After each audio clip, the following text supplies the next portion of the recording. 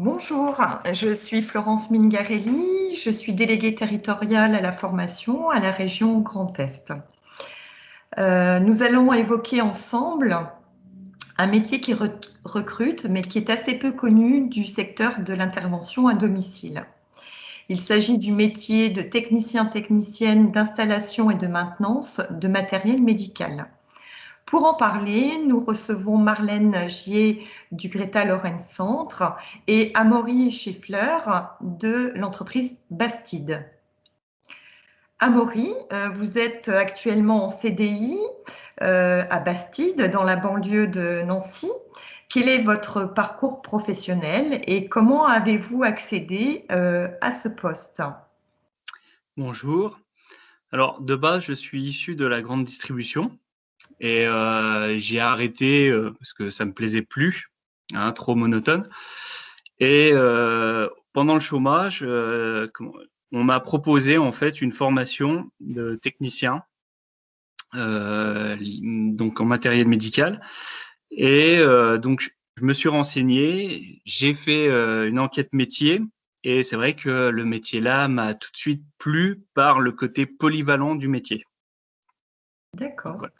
très bien. Donc, vous travaillez à la fois à domicile, au domicile des personnes en situation de handicap ou de perte d'autonomie et également en atelier. Donc, à la fois un métier euh, qui, euh, qui développe des compétences à la fois relationnelles mais également techniques.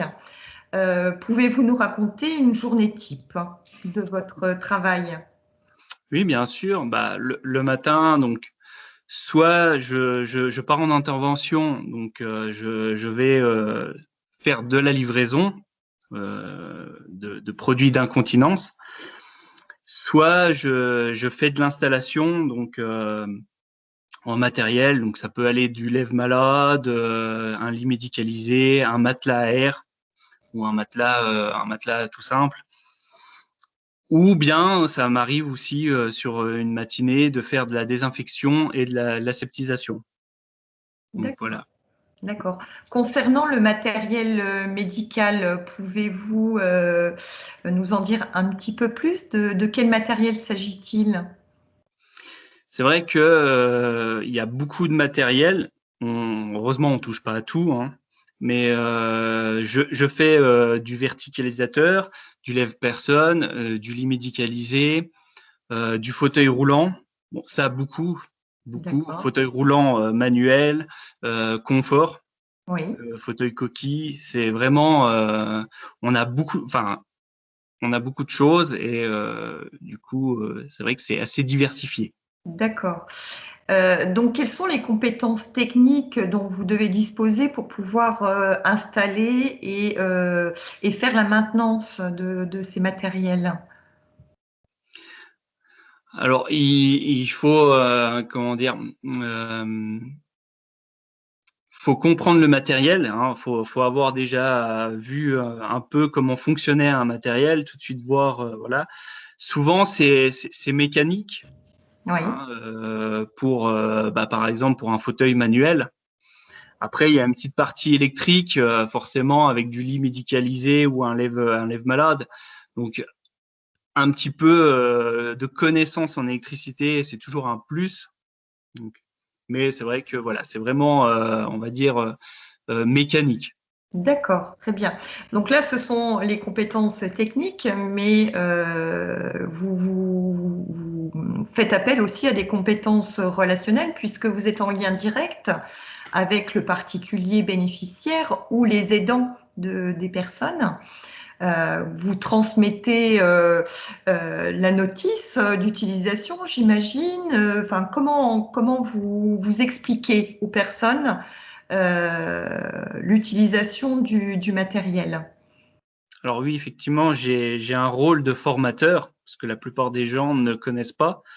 Il, il faut être à l'écoute, il Oui, faut être patient surtout, parce que souvent, c'est des personnes qui ont déjà un certain âge, donc qui comprennent pas tout de suite.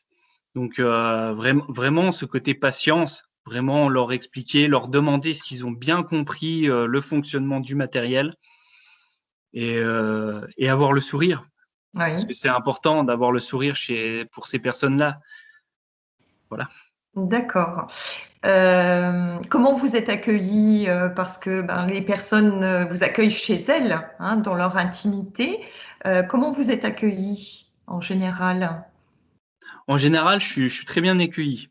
D'accord. On peut pas dire que j'ai des personnes qui me reçoivent mal, mais dans la majorité des cas, c'est des personnes qui sont contents parce qu'on leur apporte au final du bien-être. D'accord. Voilà. D'accord. Très bien. Pour conclure, hein, que pourriez-vous dire aujourd'hui aux personnes qui seraient intéressées par ce métier euh, pour leur donner l'envie de travailler dans ce secteur? Bah, c'est un métier qui recrute, c'est un métier plein d'avenir. Il faut aimer être au contact de personnes au final. Et puis, faut aimer ce côté polyvalent et être sur le terrain. D'accord. Voilà. Alors pour finir, et c'est une petite question subsidiaire qu'on n'avait pas préparée, Maury, quel est votre meilleur souvenir depuis que vous travaillez dans cette entreprise? Le meilleur souvenir, bah, c'est les clients fidèles que j'ai, en fait, où je reviens et puis ah bah oui, je me souviens de vous. Là, c'est vraiment les petits souvenirs vraiment agréables de personnes dans ce métier, en fait. Voilà, c'est toujours les petits, les personnes habituelles qu'on va voir de temps à autre et qui se souviennent de nous.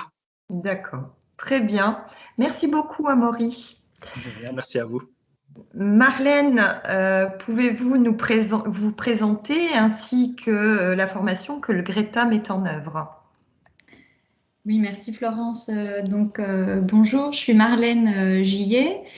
Je suis conseillère en formation continue au Greta Lorraine Centre, qui est l'organisme de formation pour adultes de l'éducation nationale. Et donc le Greta met en œuvre depuis 3 ans une formation de technicien d'installation et de maintenance en matériel médical et lié au handicap à Pompey. Cette formation, on l'a construite sur la base au départ d'une demande d'une entreprise Envie qui développait un service Envie Autonomie sur le matériel médical. On a identifié des besoins plus importants qui concernaient les employeurs de la branche du médico-technique, dont Bastide, l'employeur d'Amaury, fait partie. Et donc, on a construit une première version de la formation pour développer un socle de compétences qui permettent ensuite aux salariés de postuler sur les emplois de techniciens installateurs ou de techniciens de maintenance et ensuite se spécialiser sur certaines parties. Donc, cette formation, c'est la 3e année qu'on la met en place. On a fait un processus d'amélioration en fonction des retours et des entreprises et des stagiaires, des anciens stagiaires qui y sont passés, pour à chaque fois répondre au mieux aux besoins des personnes qu'on accompagne et répondre au mieux aux besoins des entreprises. Et ça nous a amené à construire une formation qui développe 4 grands domaines de compétences chez les demandeurs d'emploi qu'on accompagne. Un premier bloc sur l'installation ou la récupération du matériel du dispositif médical. Un deuxième bloc sur la maintenance préventive ou curative du dispositif médical. Un troisième bloc sur la désinfection ou l'asepsie du matériel. Et puis un dernier sur la gestion des stocks et des produits. Très bien, merci. Quels sont les profils des demandeurs d'emploi auxquels s'adresse cette formation? Alors, on a accueilli énormément de profils différents sur ces 3 sessions de formation. Ce qui est important pour nous en termes de prérequis, c'est d'abord la motivation pour aller vers ce métier et pour se former. Motivation qui se base tant que possible sur une première approche du métier, comme l'a présenté Amaury par exemple, il a eu l'occasion de faire une enquête métier. Ça peut être une immersion aussi, ça peut être aussi un premier contrat de remplacement par exemple, pour se rendre compte de l'ensemble des facettes que représente ce métier, à la fois de la conduite, du trajet quand même quotidien, une grosse compétence relationnelle, effectivement, une partie technique. Donc que l'ensemble de ces éléments-là soit bien pris en compte par la personne et qu'elle ait vraiment cette envie-là. Et en critère de base, c'est également le savoir-être, puisque c'est vraiment le premier seuil. Toute la partie technique, on estime qu'elle peut être, à force de travail, de suivi de la formation, développée. La partie savoir-être, ça nécessite déjà d'avoir un premier socle. Très bien. Quelles sont aujourd'hui les perspectives en termes d'emploi et quelles sont les entreprises qui recrutent?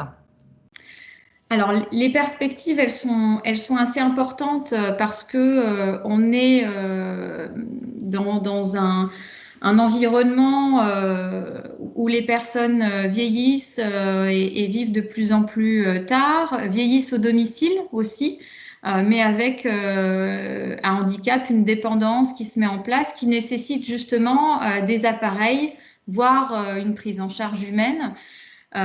Et donc, toutes les personnes qui nécessitent des appareils comme un lit médicalisé ou un lève-personne ou autre, vont avoir besoin de faire appel à un prestataire installateur de matériel. Et là, que ce soit d'ailleurs en EHPAD, que ce soit à domicile.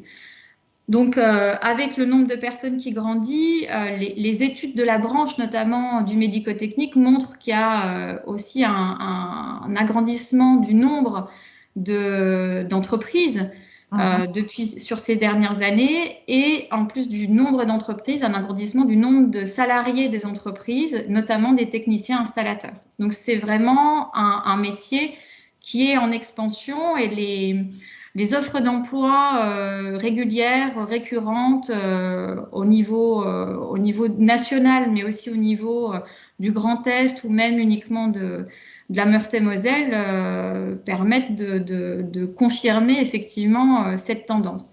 Et les sorties sur emploi, par exemple, du dernier groupe de formation qui a terminé en août, dont faisait partie Amaury, montre aussi, confirme cette tendance, puisque l'ensemble des stagiaires qui ont terminé cette formation se sont insérés sur de l'emploi, que ce soit du CDDI, donc du contrat d'insertion, du CDD ou du CDI, effectivement.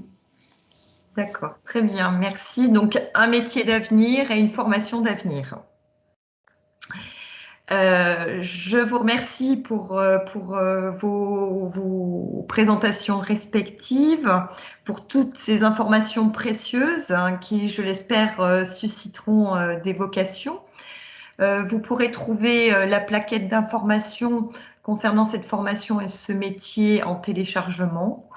Je vous remercie, Marlène et Amaury, et puis je vous dis à bientôt. Au revoir. Au revoir. Au revoir.